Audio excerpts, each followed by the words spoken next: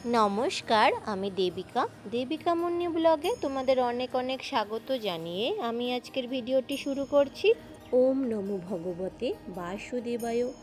আজকের ভিডিওটি রয়েছে হিন্দু পঞ্জিকার বছরের মোট 24টি একাদশীর মধ্যে এমন একটি বিশেষ একাদশী যাকে স্বয়ং ভগবান শ্রীকৃষ্ণ সর্বপাপ নাশক বা সমস্ত পাপ ধ্বংসকারী বলে আখ্যা দিয়েছেন। হ্যাঁ, আজ আমরা কথা বলছি সেই পরম পবিত্র শক্তিশালী যোগিনী একাদশী সম্পর্কে। হিন্দু পঞ্জিকা অনুযায়ী আষাঢ় মাসের কৃষ্ণপক্ষের একাদশী তিথিকে বলা হয় যোগিনী একাদশী। এই একাদশীর গুরুত্ব এতটাই বেশি কারণ এটি হলো চতুর্মাসের ঠিক আগের একাদশী। চতুর্মাস হলো সেই 4 মাস যখন ভগবান শ্রীবিষ্ণু ক্ষীরসাগরে যোগনিদ্রায় যান। তাই ভগবান ঘুমোতে যাওয়ার আগে তাকে সন্তুষ্ট করা এবং তার বিশেষ কৃপা পাওয়ার একটি অন্যতম সেরা সুযোগ। সহজ কথায় বলতে গেলে যোগিনী একাদশী হলো সেই মহা ঔষধ যা আমাদের মনের সমস্ত নেতিবাচক চিন্তা, জীবনের অতীত ভুল ও পাপকে ধুয়ে মুছে আমাদের আত্মাকে নতুনের মতো শুদ্ধ করে তোলে। আর এই একাদশী ব্রত পালন করলে আপনাদের 88,000 ব্রাহ্মণকে অন্নদান করার সমান পুণ্য লাভ পাওয়া যায়। স্বয়ং ভগবান শ্রীকৃষ্ণ যুধিষ্ঠিরকে এমনই এক দিনের কথা বলেছেন। অর্থাৎ 2026 সালে যোগিনী একাদশীটি পালিত হচ্ছে। ক্যালেন্ডারের পাতায় রয়েছে 10ই জুলাই শুক্রবার, বিশুদ্ধ পঞ্জিকায় রয়েছে 11ই জুলাই শনিবার। সবারই মনে প্রশ্ন জাগে একটি একাদশী কিন্তু তার দুটো তারিখ হয় কী করে? এর আসল কারণ লুকিয়ে আছে হিন্দু পঞ্জিকার দুটি ভিন্ন নিয়মের মধ্যে। একটি হলো স্মার্ত মতে, অন্যটি হলো বৈষ্ণব মতে। 10ই জুলাই শুক্রবার তারিখটি হলো স্মার্ত একাদশী, কিন্তু সমস্যা হলো এই দিনটিতে দশমী তিথির কিছু প্রভাব বা ছায়া থেকে যাচ্ছে। শাস্ত্রে একে বলে দশমী বিদ্যা একাদশী। আর স্কন্দ পুরাণ অনুযায়ী দশমীযুক্ত একাদশীতে উপবাস করলে তা অসুরদের শক্তি বৃদ্ধি করে এবং এই ব্রত পালনকারীর পুণ্য নষ্ট হয়ে যায়। তাহলে সঠিক দিন কোনটি? তাহলে আমরা সাধারণ মানুষ কবে ব্রত পালন করব? এর উত্তর হলো 11ই জুলাই গোস্বামী মতে বা বৈষ্ণব মতে শুদ্ধ একাদশী। এই দিনটিতে দশমীর কোনো প্রভাব থাকবে না। সূর্যোদয়ের সময় একাদশী তিথি থাকায় এটিকেই উদয়া তিথি হিসাবে ধরা হয়। স্বয়ং শ্রীকৃষ্ণ বলেছেন উদয়া তিথি বা শুদ্ধা একাদশীতে উপবাস করা হলো সর্বশ্রেষ্ঠ। আপনি যদি ইস্কন বা বৈষ্ণব পঞ্জিকা অনুসরণ করেন তবে 11ই জুলাই ব্রত পালন করা হবে সবচেয়ে নিরাপদ ও শতভাগ ফলদায়ক। পঞ্জিকা অনুযায়ী 2026 সালের আষাঢ় মাসের কৃষ্ণপক্ষের যোগিনী একাদশী তিথি শুরু হচ্ছে 10ই জুলাই শুক্রবার বিকেল 4:30 আর পরম পবিত্র তিথি শেষ হচ্ছে ঠিক তার পরের দিন 11ই জুলাই শনিবার 5:15। যেহেতু 11ই জুলাই সূর্যোদয়ের সময় একাদশী তিথি থাকছে তাই আমরা 11ই জুলাই শনিবার এই তারিখেই সারাদিন উপবাস পালন করব। তবে বন্ধুরা, এখানে সবচেয়ে বড় ভুল মানুষ করে বসেন। একাদশী তিথি শেষ হলেই অনেকে খাবার খেয়ে নেন, কিন্তু এটি মহাপাপ। ব্রতভঙ্গ এবং পালনের একটি নির্দিষ্ট শুভ সময় থাকে যা দ্বাদশীর দিন সকালে করতে হয়। যোগিনী একাদশীর পালন বা উপবাস ভঙ্গের শুভ সময় 12ই জুলাই রবিবার ভোর 5:30 থেকে 9:15 মধ্যে আপনাদেরকে এই ব্রতের পালন করতে হবে। যোগিনী একাদশীর দিন সকাল সকাল ঘুম থেকে উঠতে হবে। স্নানের জলে গঙ্গা জল, কালো তিল বা আমলকির রস মিশিয়ে স্নান করা অত্যন্ত পবিত্র বলে মনে করা হয়। স্নানের পর পরিষ্কার হালকা রঙের বা হলুদ বস্ত্র পরিধান করুন। কালো বা গাঢ় নীল রঙের বস্ত্র পরিধান করবেন না। এরপর বাড়ির মন্দির ভালোভাবে পরিষ্কার করুন। যদি বাড়িতে ভগবান বিষ্ণু বা গোপালের মূর্তি থাকে তাহলে তাদের পঞ্চামৃত দুধ, দই, ঘি, মধু ও চিনি দিয়ে স্নান করান। তারপর গঙ্গা জল দিয়ে অভিষেক করে সুন্দর হলুদ বস্ত্র পরিয়ে দিন। এরপর ডান হাতে জল, হলুদ ফুল এবং কালো তিল নিয়ে ভগবানের সামনে বসে আন্তরিকভাবে সংকল্প নিন। হে প্রভু শ্রী হরিনারায়ণ, আমি এক সাধারণ মানুষ। আপনার কৃপা, পরিবারের মঙ্গল, সুখ সমৃদ্ধি ও দুর্ভাগ্য থেকে মুক্তির জন্যে আজ এই যোগিনী একাদশীর ব্রত গ্রহণ করছি। হে প্রভু, আমাকে এই ব্রত সঠিকভাবে পালন করার শক্তি দিন।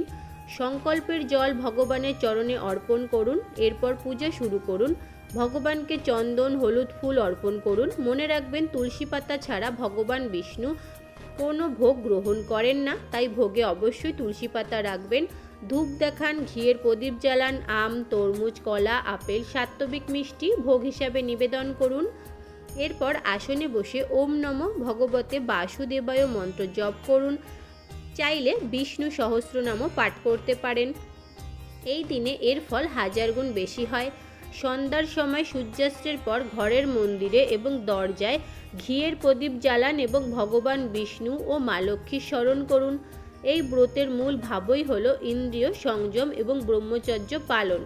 তাই একাদশীর আগের দিন দশমী তিথি থেকে রসুন, পেঁয়াজ, মাংস, মদ, তামাসিক খাবার ত্যাগ করতে হবে। একাদশীর দিন রাগ, লোভ, হিংসা, অহংকার, পরনিন্দা করা সম্পূর্ণ নিষিদ্ধ। যে কোনো পরিস্থিতিতেই রাগ করবেন না, কাউকে কটু কথা বলবেন না। এই দিনে কোনো গাছের পাতা, ডাল বা ফুল তোলা উচিত নয়। চলুন ভক্তরা, এবার জেনে নেওয়া যাক তুলসী তলায় সেই বিশেষ কাজটি সম্পর্কে, যার জন্যে দীর্ঘ সময় ধরে আমরা অপেক্ষা করে রয়েছি। এই যোগিনী একাদশীর দিন তুলসী পুজোর সাথে অবশ্যই আপনারা তুলসী তলায় যদি এই কয়েকটি কাজ বা এই কয়েকটি ক্রিয়াকলাপ করতে পারেন, তা অত্যন্ত শুভ হতে পারে। দেখবেন ভাগ্য আপনার বদলে যাবে বেশ কয়েকদিনের মধ্যে। তা অবশ্যই আপনারা মনোযোগ দিয়ে শুনবেন। এই যোগিনী একাদশীর দিন তুলসী তলায় কী কী কাজ করা অত্যন্ত শুভ হতে পারে। বিশেষ করে 4টি তুলসী পাতা যদি আপনারা এই যোগিনী একাদশীর দিন এই স্থানে রাখতে পারেন, তা অত্যন্ত শুভ হতে পারে। এই ক্রিয়াকলাপকে মহাসিদ্ধ ক্রিয়াকলাপ বলা হয়েছে, যা আপনার জীবন বদলে দিতে পারে। তা অবশ্যই মনোযোগ সহকারে শুনুন। তুলসী তলায় কী কী কাজ করা শুভ হতে পারে আপনার পরিবারের জন্য। প্রথমে যে ক্রিয়াকলাপটি করবেন সেটি হলো যোগিনী একাদশীর দিন সন্ধ্যাবেলায় একটি শুদ্ধ মাটির প্রদীপ নেবেন। এতে গরুর খাঁটি ঘি ব্যবহার করবেন। মনে রাখবেন প্রদীপের সলতে যেন তুলোর না হয়ে মৌলি বা লাল সুতোর হয়। এই লাল সলতে সৌভাগ্যের প্রতীক। প্রদীপটি তুলসী তলায় রাখার সময় মুখ উত্তর পূর্ব দিকে রাখবেন। প্রদীপ জ্বালানোর সময় মনে মনে বলবেন শুভং করতি কল্যাণং আরোগ্য ধনসম্পদ। এতে আপনার ঘরের বাস্তুদোষ এবং অকাল মৃত্যুর ভয় দূর হবে। যদি আপনারা এই নিয়মে একাদশীর দিন তুলসী তলায় প্রদীপ জ্বালাতে পারেন, তাহলে মা লক্ষ্মীর কৃপা সর্বদা আপনার পরিবারের সাথে থাকবে। দ্বিতীয়ত, যোগিনী একাদশীর দিন সকালে স্নান করে শুদ্ধ বস্ত্র পরিধান করুন। তুলসী তলার মাটি সামান্য কপালে তিলক হিসাবে ধারণ করবেন। এরপর তুলসী গাছের গোড়ায় বা তুলসী মন্দিরে চন্দন সিঁদুর দিয়ে একটি স্বস্তিক চিহ্ন আঁকবেন। স্বস্তিকা হলো সিদ্ধির প্রতীক। এটি করলে আপনার আটকে থাকা কাজগুলি দ্রুত সম্পন্ন হতে শুরু করবে। তৃতীয় ক্রিয়াকলাপ, শুধু প্রদীপ জ্বালানোই যথেষ্ট নয়। এই যোগিনী একাদশীর দিন প্রদীপ জ্বালানোর পর তুলসী গাছকে অত্যন্ত 27 বার প্রদক্ষিণ করবেন। প্রদক্ষিণ করার সময় ছোট্ট মন্ত্রটি পাঠ করবেন। মহাপ্রভুর জননী সর্ব সৌভাগ্য বর্ধনী আদি ব্যাধি হরা নিত্য তুলসীতম নমস্তুতে।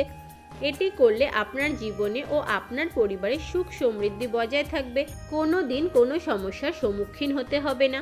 চতুর্থ ক্রিয়াকলাপ, যাদের আর্থিক উন্নতি হচ্ছে না তারা এই দিন একটি নতুন লাল ওড়না তুলসী গাছে জড়িয়ে দেবেন এবং টবের পাশে একটি কড়ি রেখে দেবেন। পরের দিন সেই কড়িটি নিয়ে আপনার আলমারিতে বা টাকা রাখার বাস্কে রেখে দিতে পারেন। এটি মা লক্ষ্মীকে আপনার ঘরে আকৃষ্ট করবে।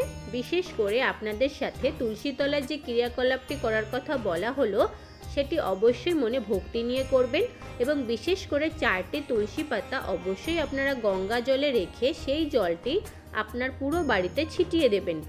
এতে আপনার বাড়ির নেতিবাচক শক্তি দূর হবে শ্রী বিষ্ণুর কৃপায়।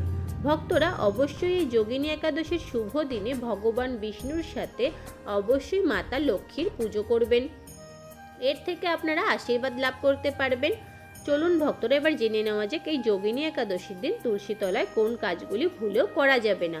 কারণ এই কাজগুলি যদি আপনি ভুল করেও করে ফেলেন, তাহলে আপনার ঘরে নেমে আসতে পারে দারিদ্র ও অভাব। মা লক্ষ্মী চিরতরে আপনার ওপর অসন্তুষ্ট হতে পারেন। আর যখন মা লক্ষ্মী রুষ্ট হয়ে ঘর থেকে ফিরে যায়, তখন সেই ঘরে প্রবেশ করে তার বড় বোন দারিদ্র। আপনারা নিশ্চয়ই দেখেছেন অনেক মানুষ ঘরের দরজায় লেবু ও কাঁচা লঙ্কা ঝুলিয়ে রাখে। কিন্তু কেন রাখে? এর কারণ কি? এর কারণ হলো লেবু ও কাঁচা লঙ্কাকে দারিদ্র্যের খাদ্য বলা হয়। যখন দরজায় তার খাদ্য পেয়ে যায়, তখন সে ঘরের ভিতরে প্রবেশ করে না। অনেকেই বলে আমরা এত পরিশ্রম করি তবুও ফল পাই না, ঘরে লক্ষ্মী আসে না। এর কারণ হলো এইসব ভুল।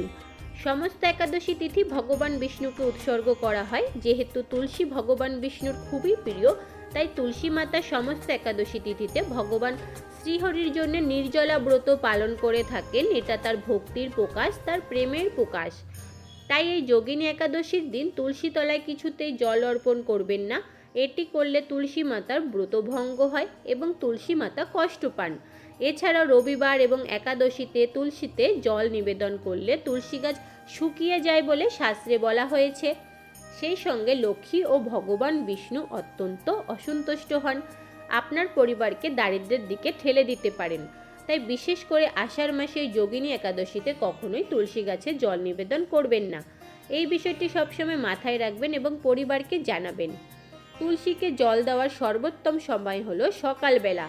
স্নানের পর পরিষ্কার বস্ত্র পরিধান করে পরিষ্কার মনে তুলসীর কাছে যান।